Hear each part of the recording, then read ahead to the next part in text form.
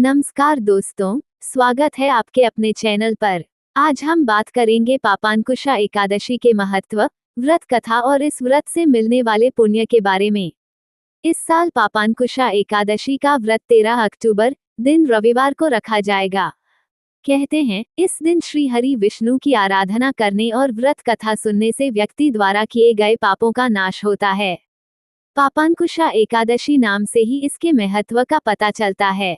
यह व्रत पाप से मुक्ति दिलाने का काम करता है।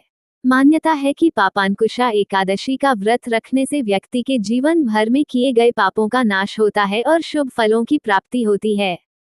यही नहीं, इस व्रत के पुण्य प्रताप से घर परिवार के सभी लोगों और पीढ़ियों को भी पाप कर्मों से मुक्ति मिल जाती है।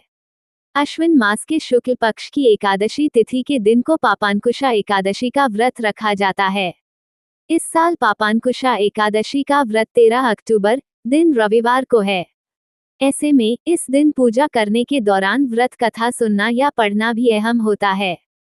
पौराणिक कथा के अनुसार विंध्याचल पर्वत पर क्रोधन नाम का एक बहेलिया रहता था। वह बड़ा ही क्रूर और हिंसक स्वभाव का था।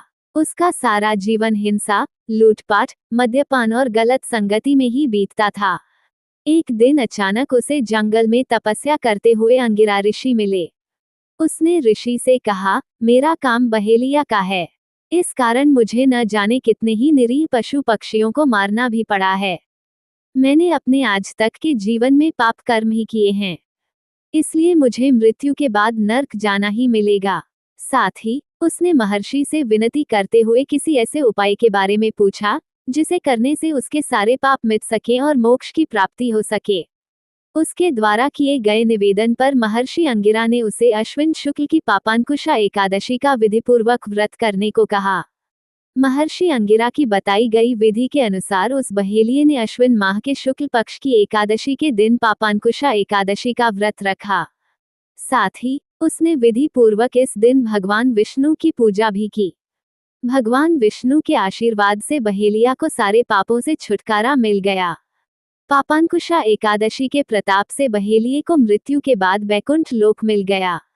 इस कथा से हमें ये सीखने को मिलता है कि चाहे हमारे द्वारा कितने भी पाप क्यों न किए गए हों, अगर हम सच्चे मन से भगवान विष्णु की आराधना करते हैं और पापांकुशा एकादशी का व्रत विधिपूर्वक रखते हैं, तो हमारे सारे पाप मिट सकते हैं और हमें मोक्ष की प्राप्ति हो सकती है।